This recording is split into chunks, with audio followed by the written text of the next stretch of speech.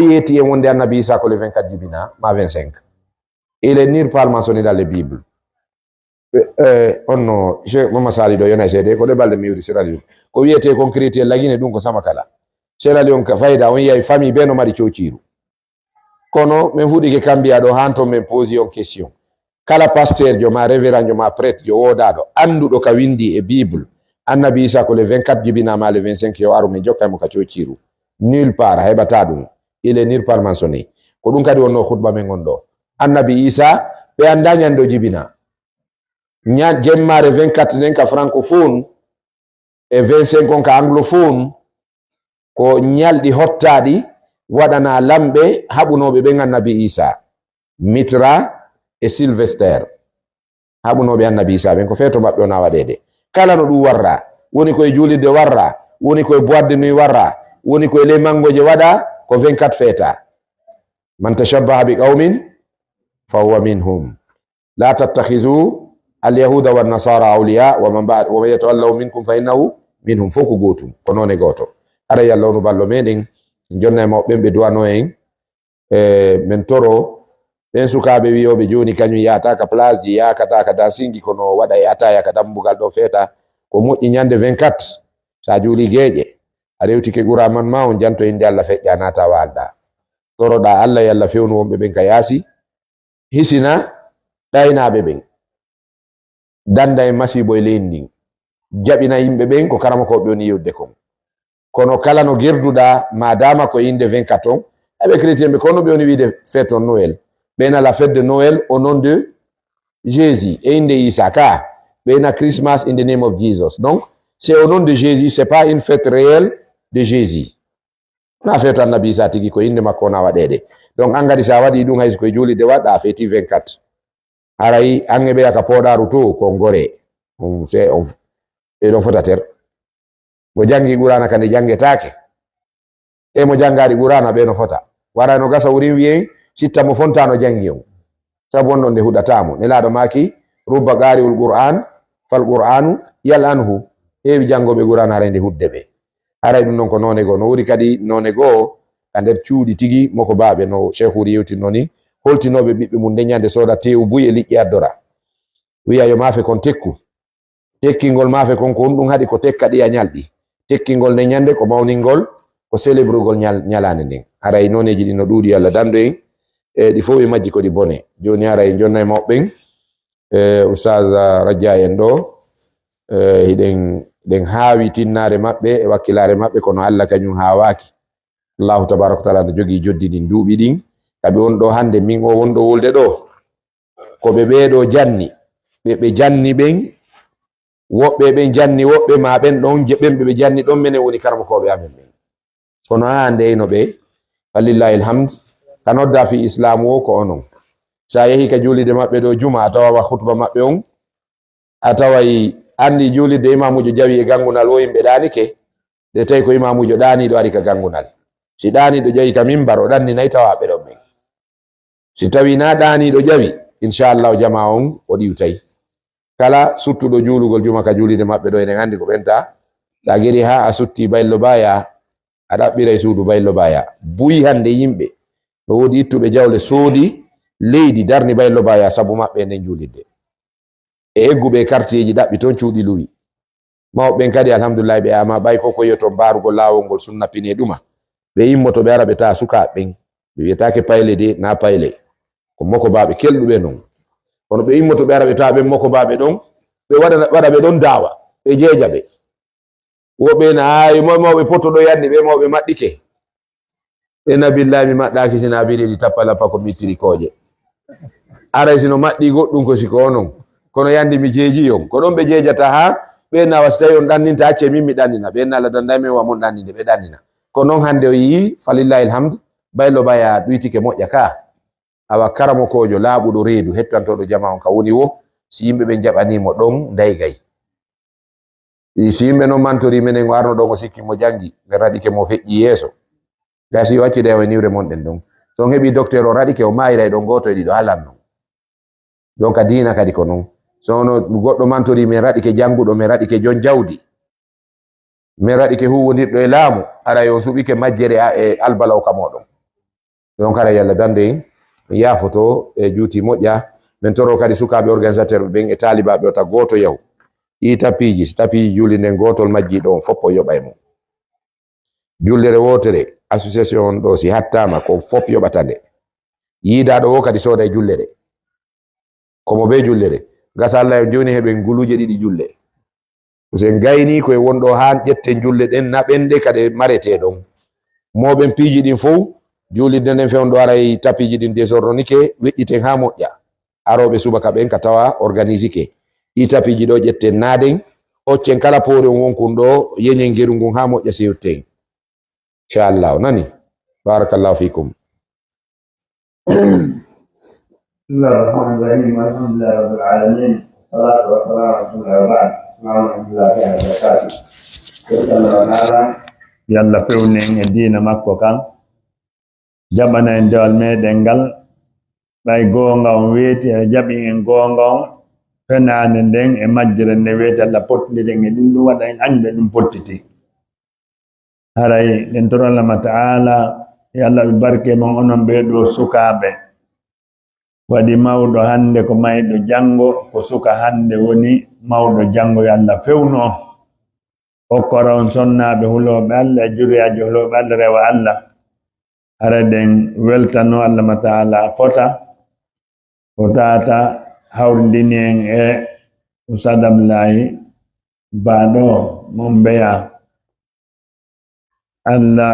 na ngorgo maɓɓe o wurtuɓe yanganogol kaaɗo diina yo Allah ɓeydu moydan e maɓɓe e denndangal noddanoɓe Allah ta'ala ka diina makko ko kala sawiɗo rewde Allah ta'ala tenningo jamanu men ɗo o mara nganto yawmal qiyama taw gila nelaɓe nela tawti ɗon zamanu argo wara mo wurti jeeya e maɓɓo spécial ɓe noddinamo ka diina makko e haalaji ɗin fof mo salike ɗon mo salike hoore makko wasi tagore nden fof rewi Allah no hana rewrede noon ɓeydatama e fus si fof yeddimo no keefeero gooto yeddirtamo ɗuɗitama e fus nemaji ɗi o tagi ɗin fof ko fime naaji makko ni mum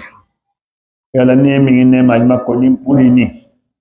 nemaji makko ɗin noon ko woni nema aral ɓurɗo ma on ɗon ko nema islam ala tabiten e mum hara men tori ko on ko addi kono sukaɓen hule Allah rewon Allah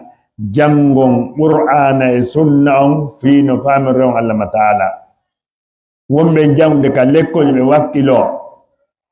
nulasama ma kani e man arada dunia fa alay bilin wa man arada al akhirah fa alay bilin wa man aradahuma ma'an fa alay bilin sa fala aduna on tum jangu sa fala l'akhirah on tum jangu sa fala l'akhirah jangu yalla okkon gande nafo ya barkondo e jangude ko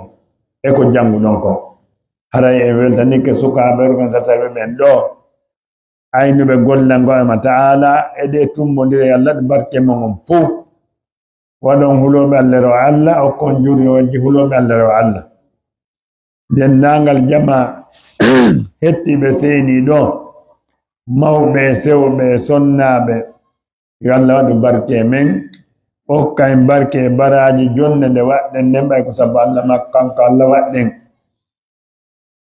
hayso ɗan to tu wonno golle ɗen wacciti ɗum arɗo sabu Allah yo Allah joddingal janna firdaws inna alhamdulillah nahmadu wa nasta'inu wa na'udhu billahi min shururi sayyiati a'malina man yahdihillahu fala mudilla lahu wa man yudlil fala hadiya lahu wa ashhadu an la ilaha illa Allah wahdahu la sharika lahu wa ashhadu anna Muhammadan abduhu wa rasuluhu اللهم صل على محمد وعلى محمد كما صليت على ابراهيم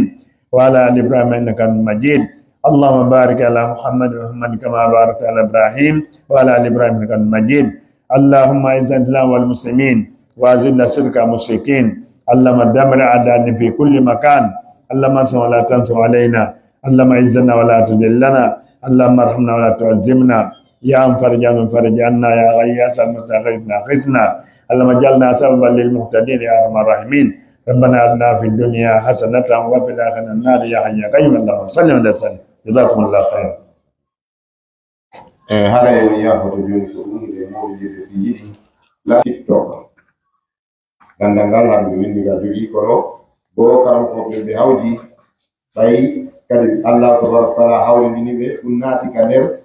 yotere mabbe won dum sonnajo buumi do wakka e réseaux sociaux sina wano groupe aji jokkere yenda ma kadi nge modi mum si tay modi makko no wotti mo ka WhatsApp fino woni da moyen consommation duma crédit tay goddo suudi bandu mum hagasi ko dum woni formo bay kala sonnajo jetto hijab o fiyota gorko yimo bandu ka dio non si tay o jetti non formu suudaado do gongo ko filmori yon don woni ka écran ji sitta so ñortino dali o faami be sonnaɓe buumiɓe waɓɓe hijab ji woɓe ɓen ka TikTok e wonɓe ɓen ka Facebook e saboterɓe islam e tori Allah tabaraka wa taala nangitirɓe yo Allah fewnuɓe allahumma wonɓe jaltitade dina mum kam ɓe jala e woni islam ƴettugo cojji dina kam watto hara ala comportement dina kam TikTok ka aduna Allah ko wiyete ko ka jiiɓare e tanaji fof ɓuri fottude ene joni wiyengo sonnajo ɗo so hokkiti joni Sénégal o yehi ha o feƴƴi kundara on foore wiyeteɗo ñokolo kubaɗo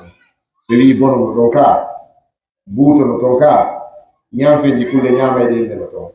on wawi wide chauffeur accanno mi jinda ka foore ɗo seeɗan tawa e ka frontiére to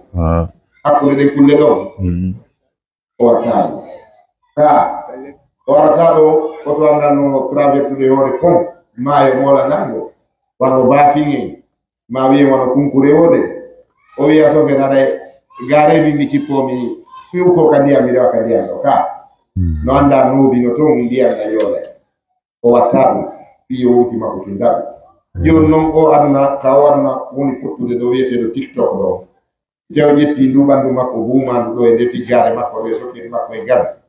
e gitoy makko e oko vaaru hoy naafi o yehi ɓuɓɓoyde TikTok ɗo na yeyigol hoore makko o naati donc koye fenade ɗum e sonnaɓe koye fenade ɗum koye fenade lawde ɓe woni yiya joni sonnajo no buumi no ara tiro foto wayna joɗɗinani ɗo gongal ngal joɗɗine yeeso ko wayna o miijo kadi mbiya sengo jonna mbiya sengo so gayni tirade few noon o tira noon ka nambara o won ɗon ka nelaɗo mako noon ko ɗon gilli sawe gilli ka karseji ɓaawo o yirto kadi ɓaawa kadi waɗe photo waɗe cap Facebook ko anditta o perdi dina makko kan a yiyey taw payle ko ɓe wiyete payle ko ɓe garta commence ɓe ma ser c'est cool en c'est cool joni ko Allah wino ko dalika adna ani urafna fala yuzeyna ko yo waɗi ɗin coñci fi yo andire gomɗinal hara o loriraka sifa ɗin konngudi ɗon mana ciikuli worɓe wona e wigol mo c'est cool joni fof no wiide mo c'est cool eno ɓe wiiri noon nanen on incita worɓe ɓen kadi waɗoygol sina kanko si ɓe henndotako mo kono bugike ɓe faade ɗaɓɓiroygol nokkugo ka heɓorto ara yoɓe sonnaɓe hulu Allah yoɓe hulu Allah enen kadi wallitoɗen ɓe importance ala ko sonnajo waɗɗo haaju mum diina ko watta Facebook ala pus au moins o wuddita compte WhatsApp o wiye ɗo ko fiyo commune kanko e bolonda makko e siɓɓe makko woɗɗitiɓe par ce que o Facebook hay menen ɓe usage ɓe wonɓe nder toɓɓe minen utilise fiyo vidéo ji darsuji amen e bayanaji amen e talibaɓe amen woɗɗitiɓe suivayɓe darsuji fiyo participe e cours ji amen ni e tañini ono sakitoɓe vidéo ji amen ni ko ɗum faami ɗon ka ono wonɓe filmude ɗo waɗata page ji ko ɗum faami ɗon donc si tawi noon sonnajo waɗi ɗum hay so tawi ko jannay woni no harmi ka o woola worɓe woɗɗitiɓe hen e joni noon si tawina ɗum ɗum ko ɗum watta nder to aɗa ko yeyita ɗo donc kulol Allah no fande en fi ko waɗi joni ara e duɗal ta ceerno no charhuji nafsara sonnaade no jogii téléphone mina zunubul halawat ko ɗum ɓeya usaga ha chafi yewtuno en a juuli dow gidde malal ko bayana dañande ɗi bakkatuji suuɗiɗi ani o yiyayno on tigi no jogii ɗo téléphone mum kun ɗo ko anndita ko boni on no darde yaltiti yara ka woniri ɗo kala jogiiɗo ɗo téléphone no ndaarude mandite moƴƴade ɓayna lan ɗo ngo ñawli wona kanko e jinna woni wolde say gonɗo jogii ɗo téléphone no ndaara no scrolla no ndaara ari takko makko tungo wallini kun ka buse maari takko makko tungo diri o daroyike to anndu koko boni on daarde aysi ko hombo de aysi ko gore soro ma ɓayno woni mawɓe kadi yurnotoɓe TikTok donc fof ko bonɗum a faami donc ko ndaarugol on simanike wuggina téléphone ɗum kun ma dirta ya daro yoto ara ko bayana on tigon non darde ma fatwa ma tafsir darsu tafsir wano fatwa ji docteur ure darsu ji mabbe a on bay telephone adiray a hippay mo oye ma wuri ngata no ko andita ko Facebook wonno ata yo yalti Facebook o yehi page blanche kono ƴettunde le ya lumi ɗom dara kon ɗum sakkiti ɗon dara ɗo yeyta Allah fawe ɗum a feetu wala ta jassasu ara munji ɗe ŋayeje ɗon ko yeddira Allah Allah yo wala ta jassasu ko bonki tum donc yimɓe ɓen hulu Allah ma ara e duɗal ya usal jonno jooɗi no fiinude ara jewon no jooɗi ka seɗa ga ɗi téléphone ji android ara wala finade fus woɓe ka bayanaji tataɓe ara jogi téléphone ko ara ko film porno ɗon darde billahi film uji jiiɓiɗi ma chanteur ɗon darde donc joni noon ko ɗum ndarowo ɗum e heɗotoɗo ɗum nafa ko bumani ɓandu donc ko nafigaku. Assalamu alaikum wa rahmatullah.